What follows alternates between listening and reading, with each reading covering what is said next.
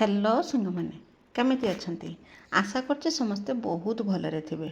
आपण समस्त को मो तरफ जय गुरु ठाकुर डाकुची आपण भलरे रुहतु सुस्थ रुहतु आपणकर पूरा दिनटी मंगलमय हो आ भलरे भलरे कटि जाओ। तो मु भी भलरे छी सबुदिन भाया आ गोटे सुंदर ब्लॉग आरंभ आ सुंदर ब्लॉग को मो पुष्प आपण समस्त को स्वागत करुच्ची। बर्तमान समय आसिक 9टा पाखापाखि हो गलानी कहीं सकाल काम दाम मोर सब सरी जाइए।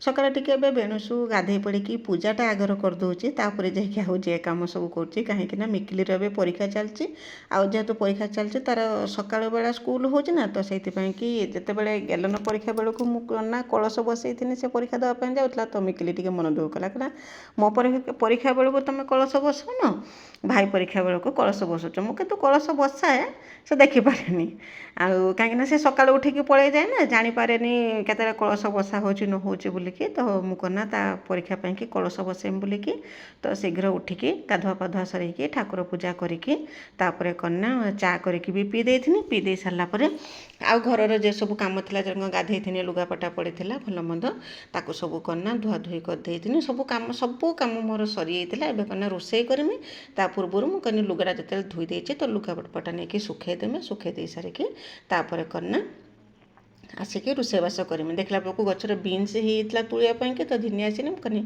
आज मन है कहना बीन्स भाजिकी पखाड़ खावापाई तो देखला गचर बीन्स होता बीन्स जाकि दीटा तुली दीटा कहना दीटा तुलू तुलू बीन्स एत मजा नागुला तुलियापाई जे अध किले पाखापाखि हम बीन्स तुली तुलिकी आ बैगण दीटा तीनटा होता सब तुलिकी धिनी आसनी तुली तो आउ तो समय है मत तुलियापाई तुली आहरी भी बाहर था एतिकी बीन्स बाला तो धिनी आसना एतिकीर भजा आमर हो खायापाई 3-4 जन लोक आम आज मिस्त्री आसुँच कम कर भी से जो पक्का कम सेपटर होती कम हो भी रोषे करमी आना धिनी आसनी परिवा काटिकी परिवा धिनी आसनी काटमी गोटे सतुला बनैमी आम पखाल खावापाई आम बनैमी कहना बीन्स आलू भजा बनैमी तो परिया सब ये बसिक काटिदे जेहेतु नणद ये पाखर अच्छा माने जिते दिन पर्यंत रही तो सब बेले आमर कथबार्ता चली सकाल ठू राति पर्यंत जेपर्यंत आम शुईते जाना से पर्यंत भी आम कथा होचे तो सकाल एत कथा केउठू जे आसूची न कहवा कथा तो परियापत्र काटी देथिनी कटाकटी कर सारिकी मु आसिकना गैस नगेकी भजाटा बसई देथिनी मुझे भजा हो सारापर तरकारीटा बसईदेमी तरकारीटा अलरेडी मु प्रेसर कुकर बसई देथिनी लो आसिकी भजाटा मोर अधा है देखा बेलू गैस सरीगला तो कौन करमी बाबा को आसिक डाकिनी बाबा सेपटर कम करते मिस्त्री पाखर बाबा को आसिक डाकिनी से जाकि पुणी नुआ टांकी नगेलार तापर करना भजा भाथी तरकारी करती तरकारी करके बाबा कहले जे आम मिस्त्री की मु मिस्त्री की खाया देदेमी तुम ये खाई दियो तो नणद को देथि खायापाई से तो तले बसी पारना से चेयर बसिक खाऊली आम गेलन मो 2 जन पखाड़ बाढ़ी आणिकी भजा आ पखाड़ करना पूरा आराम से खाऊले आबे करना गरम शीत दिन तो पखाड़ एत भल लगे खावापाई तथापि भी मुझे पखाड़ खाए सकाल बेला आबे जेहेतु टिके गरम पड़ा तो पखाड़ हो पखाड़ हांडीर ढांकणा काटदेला बेलू एत सुंदर बास्ना हो न खाई रही हो ना तो ये करना मु पखाड़ खियापी सरला बासन कुसन धुआधुई करदेनी धुआधुई कर सारिकी आज करना माने जो उठा चुलीर जो रोषे करूनी सेठी आ रोषे करिया भलिया आ किछि नथिला काना सेठी एबे काम करा होउछि ना सेठी तो आ रोषे करि हबनी मु भाबिथिनी फांकार करना जेठी मु रोषे करे जो इटा देकी जो घर सामनार सेठी रोषे करिम बोलिकी मने खरा नाही मु जाउछि सेठी रोषे करिम जाइकी मु सेठी चुली पाखर परिष्कार करिकी माने जाळा काठ नेकी पहुँचला बेलू देखबू खरा जोर आसला माने एते जोर खरा आसला मुझे से रोषे कर तो से उठा चुलटा को आणिकी जेठी आमर जो पानी जो कुंडर जो भर्ती होती तो देखिथे आगुरी गला भिडियो पुराणा भिडियो देखिथे मुझे बासन कुसन धोथुनी जिते कम होता आमर से करना उठा चुलटा बसई देकी भातटा से आनी आ गैस ही तरकारी करी आउ कि उपाय ही नाला कहीं खरार रोषे कर होना आ उठा चुली बसईकी ऊपर भी रखिकी एपटे कम हो रोषे कर होना आ कईटी रखिकी उठा चुलटा को रोषे करमी से कथा भाभी भाविकी तो बाबा कहले ये केवल भातटा करनी करनी सारिकी गैस करना तरकारी करदे कहीं मिस्त्री ये कम कर चुली जलला बेलू धूआं हो माने कम कर पारना ତ এইরকম 2-4 ଦିନ ମୋତେ ହଇରାଣ ହେବାକୁ ପଡ଼ିବ, ମାନେ ହଇରାଣ ହେବାକୁ ପଡ଼ିବ ମାନେ ଭଲ ରକମ ହଇରାଣ ହେବାକୁ ପଡ଼ିବ। ତ ସେୟା ଭାବିକି ମୁଁ ଖାଲି ମାନେ ବାହାରେ ଭାତ ଗଣ୍ଡେ କରି ଆଣିକି ଗ୍ୟାସ୍ରେ ତରକାରୀ ରାନ୍ଧିଥିଲି। ଆଉ ପରିବାପତ୍ର ସରିଯାଇଥିଲା, ବାବାଙ୍କୁ କହିଥିଲି, ବାବା ଯାଇକି ଦୋକାନରୁ ପରିବାପତ୍ର ଧରିକି ଆସିଥିଲେ। ଆଉ ଭାତଟା ଯେହେତୁ ସେଠି ବସାଇ ଦେଇଥିଲି, ପରିବାପତ୍ର କଟାକଟି କରିକି ଏଠି କନା ଗ୍ୟାସ୍ରେ ଆସିକି ମୁଁ ତରକାରୀ ବସାଇ ଦେଇଥିଲି। ତରକାରୀ କ'ଣ କରିଥିଲି ମୋର ମନରେ ପଡ଼ୁନି, ଗଲାକାଲିର ଭିଡ଼ିଓ, ଗଲାକାଲି କ'ଣ ତରକାରୀ କରିଥିଲି ଦ୍ୱିପହରେ, ହଁ ଡାଲି ବନେଇଥିଲି, ଏବେ ମନରେ ପଡ଼ିଲା ଡାଲି ବନେଇଥିଲି। ଆଉ କ'ଣ କରିଥିଲି, ଘାଣ୍ଟ ବି କରିଥିଲି, ଆଉ ନିମ୍ବ ପତ୍ରର ମାନେ ବଡ଼ା ବନେଇଥିଲି। ମୁଁ ତ ରେସିପି ଆଉ ଦେଇପାରୁନି, କାହିଁକିନା କିଛି ବି ଭଲ ରକମ ଟିକେ ସେୟାର କରିପାରୁନି, କାମ ହେଉଛି ଏତେ ବ୍ୟସ୍ତ ରହୁଛି ଯେ ନ କହିବା କଥା। ଭିଡ଼ିଓ ବନେଇବା ପାଇଁ ମୋତେ କେବେ ବି ସମୟ ହେଉନାହିଁ, ତାରି ଭିତରେ ଟିକେ ଟିକେ କରିକି ମୁଁ ଭିଡ଼ିଓ ବନେଇ ଦେଉଛି, ନହେଲେ ସେରକମ ମୋତେ ବେଶୀ ସମୟ ବି ମିଳୁନାହିଁ। ଧୁଆ ମଜା ଖିଆ ପିଆ ଘରଦ୍ୱାର କାମ ଦାମ ସବୁ ସରି ସାରିଲା ବେଳକୁ କେତେବେଳେ ସମୟ ପଡ଼ିଯାଉଛି ଭିଡ଼ିଓ ବନେଇବା କଥା ମନରେ ବି ଆସୁନାହିଁ। ଯେତେବେଳେ ସବୁ କାମ ସରିଯିବ ମୁଁ ସେତେବେଳେ କରିନା ଭଲ ରକମ ଭିଡ଼ିଓ ବନେଇମି, ମାନେ ମୋତେ ଲାଗୁଛି ଭଲ ରକମ ଭିଡ଼ିଓ ବନେଇ ପାରିବି ବୋଲିକି। ଯଦି କିଛି ରେସିପି ଯଦି ନୂଆ କରିକି ରାନ୍ଧୁଛି ତ ଆପଣଙ୍କ ସାଙ୍ଗରେ ନିଶ୍ଚୟ ସେୟାର କରିବା ପାଇଁ ଚେଷ୍ଟା କରିବି, କିନ୍ତୁ ଏବେ ଆଉ କିଛି ରେସିପି ମୁଁ ଆପଣଙ୍କ ସାଙ୍ଗରେ ସେୟାର କରିପାରୁନି। ତ ରୋଷେଇ ସରିଯାଇଥିଲା, ଦ୍ୱିପହରେ ଖିଆପିଆ କାମ ବି ଆମର ସରିଯାଇଥିଲା। ମୁଁ ତାର କିଛି ଭିଡ଼ିଓ ବନେଇ ପାରିଥିଲିନି। ଖିଆପିଆ କାମ ସରିଲା ପରେ ତାପରେ ଆସିକି ଆପଣଙ୍କ ସାଙ୍ଗରେ ଭେଟ ହେଉଛି ବେଳଓଳି ସମୟର। ତ ଲୁଗାପଟା ଯେ ଧୋଇକି ସବୁ ଶୁଖେଇଥିନି ତାକୁ ସବୁ ତୋଳିକି ନେଇଥିନି, ତୋଳିକି ନେଇକି ତାକୁ ରଖିଦେଇ ସାରିକି ସବୁଠୁ ବଡ଼ କାମ ଆସିକି ପହଞ୍ଚିଥିଲା। ତ ମିସ୍ତ୍ରୀ କହିଥିଲେ କ'ଣ ନା ଏଇଟାକୁ ସଫା କରିଦେବ, ଆମେ ଏଇଟାରେ ଆସିକି କାମ କରିବା, ଏଇଠି ଆସିକି କାମ କରିବା। ତ ସଫା କରିମି କାରକମ, ତ ମୋତେ ନା ବହୁତ ସମୟ ଗୋଟା ବେଳଓଳି ମୋତେ ନାଗିଯାଇଥିଲା ଏଇଟା ସଫା କରିବା ପାଇଁକି। ତ ଆଜି ବି ବାବା ଗଛ ଆଣିଥିଲେ ନଗେଇବା ପାଇଁକି, ଲଙ୍କା ଗଛ ଆଣିଥିଲେ ନଗେଇବା ପାଇଁକି।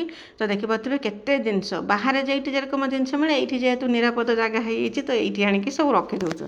ଯେରକମ କି ଘଷି ଯେ କରିଥିଲି, ଘଷି ସବୁ ଆଣିକି ଏଇଠି ରଖିଦେଇଥିଲି, ମେଘ ପାଗ ଯେ ହେଇଥିଲା ତ ଏଇଠି ଆଣିକି ରଖିଦେଲି। ଯାହା ଯେଉଁଠୁ ଜିନିଷ ପାଉଥିଲେ ଧାନ କତୁରୁ ଆରମ୍ଭ କରିକି କୁଣ୍ଡା ସବୁ ଆଣିକି ଏଇଠି ହିଁ ରଖିଦେଉଥିଲେ।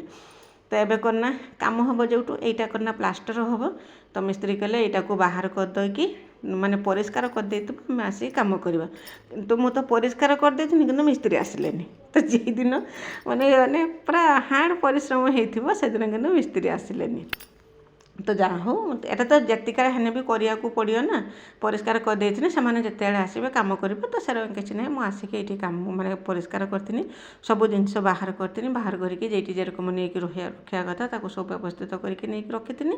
ରଖିଦେଇକି ଏ ଜାଗାଟାକୁ ପୁରା ପରିଷ୍କାର ପରିଚ୍ଛନ୍ନ କରିଦେଇଥିଲି। କରିଦେଇ ସାରିକି ତାପରେ ଯାଇଥିଲି କ'ଣ ନା ବାଡ଼ି ଘର କାମ ଟିକେ କରିବା ପାଇଁକି। ଆଉ ବେଳଓଳି ସମୟଟା କେତେ ସମୟ ତ ଆପଣମାନେ ଜାଣିପାରୁଥିବେ, ଅଳ୍ପ ସମୟ 6ଟା ହେଲା ବେଳକୁ ସନ୍ଧ୍ୟା ଦିଆହେଉଛି। ତ ଅଳ୍ପ ସମୟ ଆଗରୁ 5ଟା ବେଳକୁ ସନ୍ଧ୍ୟା ବାଜି ହେଉଥିଲା, 5:10-15, ଏବେ 6ଟା ବେଳକୁ ସନ୍ଧ୍ୟା ବାଜି ହେଉଛି। ତଥାପି ଦିନ ବଡ଼ ହେଲାଣି, ବହୁତ ବଡ଼ ହେଲାଣି, ଏବେ ତ ଆହୁରି ବି ଦିନ ବଡ଼ ହେବ।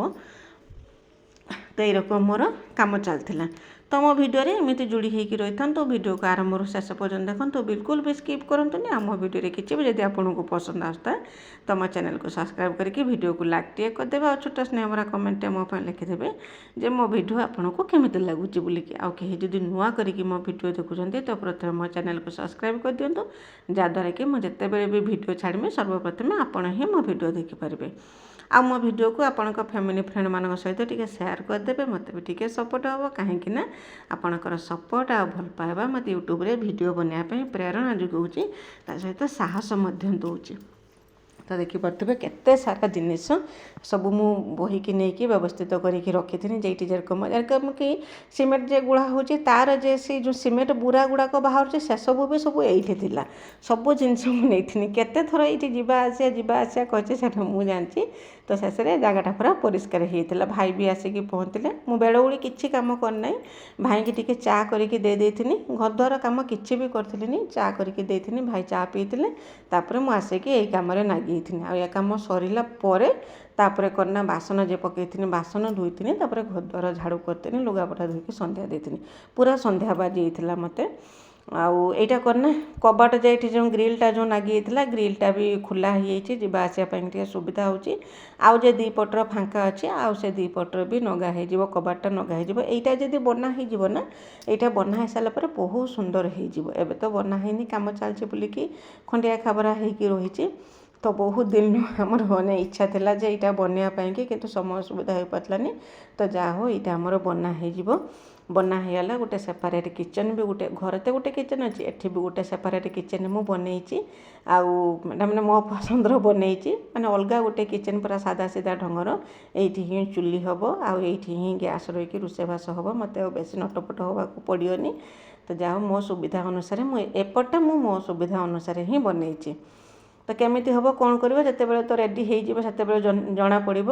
ତ ପାଣିର ବି ବ୍ୟବସ୍ଥା, ପାଣିର ବି କିଛି ଅସୁବିଧା ହେବ ନାହିଁ, କାହିଁକିନା ପାଣି ବି ଏଇଠି, ଟିୱେଲ୍ଟା ବି ଏଇଠି, ସବୁ ରକମ ଏଇଠି, ଆଉ କିଛିର ମୋତେ ଅସୁବିଧା ହେବ ନାହିଁ। ମୁଁ ଯାହା ଭାବୁଛି, ତ ହେଇସାରିଲା ପରେ ଜଣାପଡ଼ିବ କ'ଣ କେଇଠି ଅସୁବିଧା ଆଉ କେଇଠି ସୁବିଧା ରହିଲା ବୋଲିକି। ତ ଯେଉଁ ଗୋଟେ ବୁରାର ଯେ ଭର୍ତ୍ତି କରିକି ଘଷି ରଖିଥିନି, ତାକୁ ସବୁ କନା ଦିନେ ଆସିନି, ଦିନେ ଆସିକି ତାକୁ ଗୋଟେ ଜାଗା କରିଦେନି।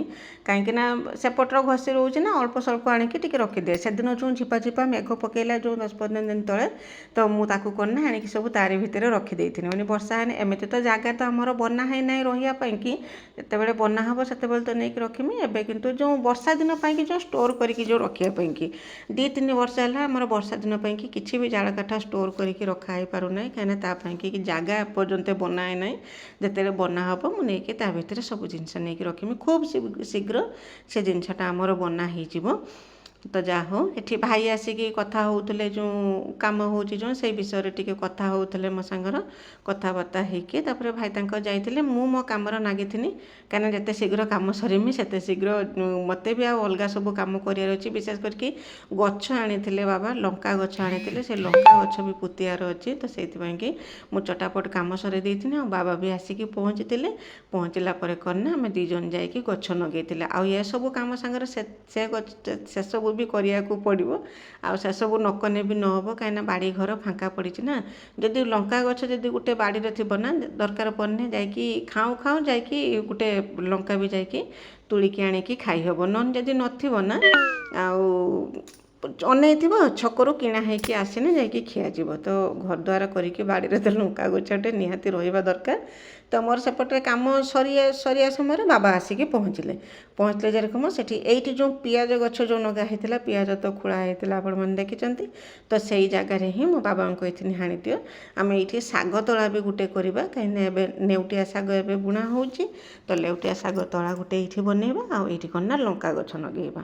ତ ବାବା ଏଇଠି ହାଣି ଦେଇଥିଲେ। ହାଣି ଦେଇ ସାରିଲା ପରେ ବାବାଙ୍କ କାମ ହେଲା ସେ ହାଣିକି ମନ୍ଦା କରିଦେବେ, ଖତ ଦେଇଦେବେ, ଏଇସବୁ କାମ କରିଦେବେ। କିନ୍ତୁ ଲଗେଇବା ଦାୟିତ୍ୱଟା ମୋର ସବୁବେଳେ। ଆଉ ଗଛ ଲଗେଇବି, ଆଉ ଗଛରୁ ପରିବା ତୁଳିମି। ଆଉ ଗଛ ଲଗେଇ ଦେଇ ସାରିଲା ପରେ ଗଛରେ ସାର ଦେବା, ପାଣି ଦେବା, ସେସବୁ କାମ ବାବା କରିବେ। କିନ୍ତୁ ପରିବା ଯେତେବେଳେ ମାନେ ତୁଳିଆ ଟାଇମ୍ ଆସିବ, ତ ମୋତେ ଗଛରୁ ମାନେ ତୁଳିବା ପାଇଁକି ମୋତେ ଇଚ୍ଛା ହେଉନାହିଁ।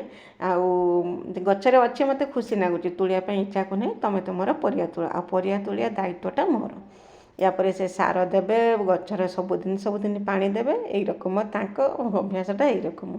ତ ସେ ହାଣି ଦେଇଥିଲେ। ହାଣି ଦେଇ ସାରିଲା ପରେ ମୁଁ କହୁଥିଲି କେତେଟା ଗଛ ଅଛି, ଆଉ ସେଇ ଅନୁସାରେ ସେ ସେତେଟା କରିନା ଗଛ ପାଇଁକି ମନ୍ଦା ବନେଇଥିଲେ। ଆଉ ମୁଁ ଯାଇକି କରିନା ଗଛ ଲଗେଇ ଦେଇଥିଲି। ଏଇରକମ ମିଶିକି କାମ କରିଥିଲେ। ଆଉ ଏଇସବୁ କାମ ସରିଲା ବେଳକୁ ସନ୍ଧ୍ୟା ବାଜି ହେଇଥିଲା। ମୁଁ ଆସିକି କରିନା ଘରଦ୍ୱାର କାମ କରିଥିଲି, ବାସନକୁସନ ଧୁଆଧୁଇ ସବୁ କରିଥିଲି।